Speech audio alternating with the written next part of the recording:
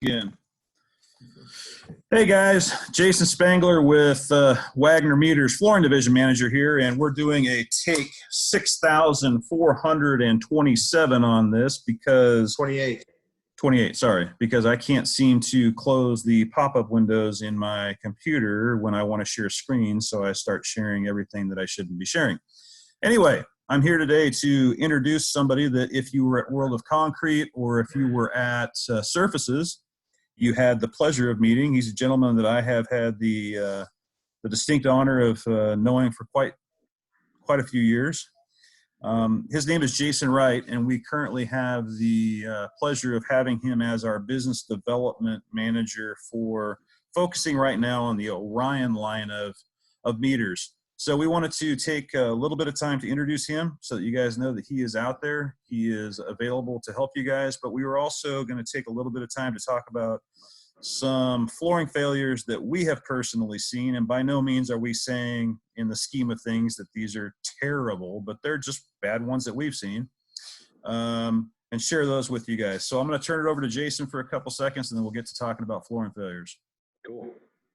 Thanks, Jay. I appreciate it. And as Jason mentioned, we've been friends for a very long time. And I've been in this business for over 30 years, manufacturing, distribution, retail, and also did my own installation for quite some time prior to coming on board here with Wagner. So I've been fairly well-rounded in the business. And when the opportunity came on to work with Wagner and get really in depth into something I'm very passionate about, and that is hardwood, I jumped right on. So I was not going to hesitate on that one. So an opportunity to work with my best friend and kind of sell some of the stuff I'm passionate about. So thanks for having me, Jay. Absolutely. So we were talking offline about that bamboo failure you had. Why don't you tell us about that one a little bit? Yeah, back in, I think it was 2006 or so, there was a lot of bamboo being sold. It was just what the market was, kind of similar to what luxury vinyl plank is today, but there were fewer bamboo companies that could actually do it right. And we felt we had a manufacturer that was doing it right, but apparently we received about 3 or 4 container loads of bamboo that quickly went out the door. We discovered were full of moisture.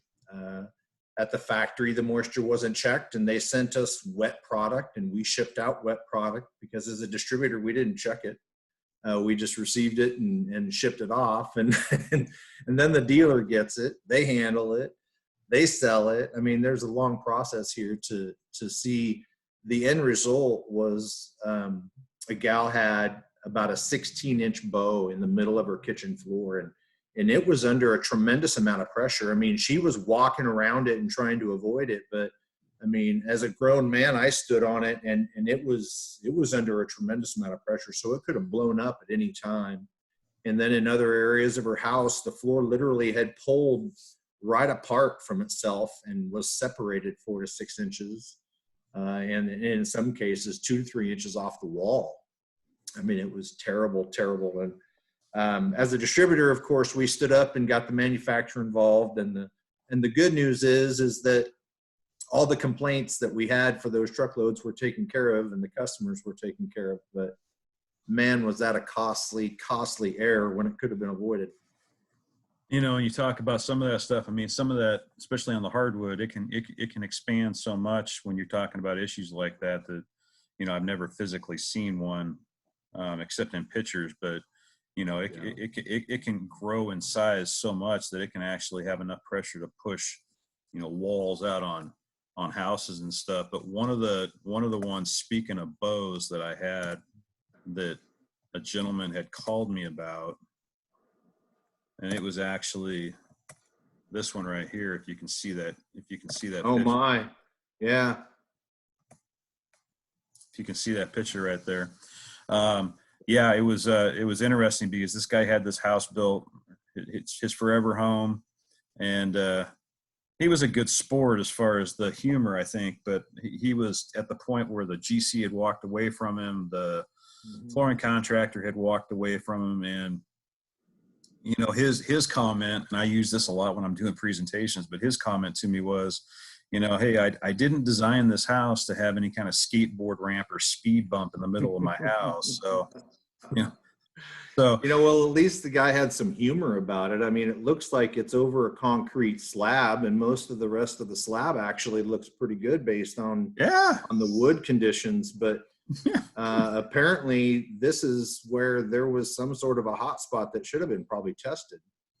yeah, it's hard to say exactly what. Well, I think he was at the point where he was past the point of not knowing whether to cry or not. So humor was his last emotion that he really had. So, and then I had, this is probably the other one that I can think of. So the top three pictures there are actually a coating, and it was actually more of an actual overlay that was done in a manufacturing facility. And this guy sent me a sample, and the sample was probably about a 6-inch by 12-inch panel that they had cut out and had some kind of analysis done on it. And it was like a coating and an overlay, and it had completely twisted just based on the overall concrete and where the moisture that it had in it. But you can see up in here where it's got physical water underneath it, and the whole 9 yards. That kind of stuff, man, in a manufacturing facility, imagine how much money it would cost to move all the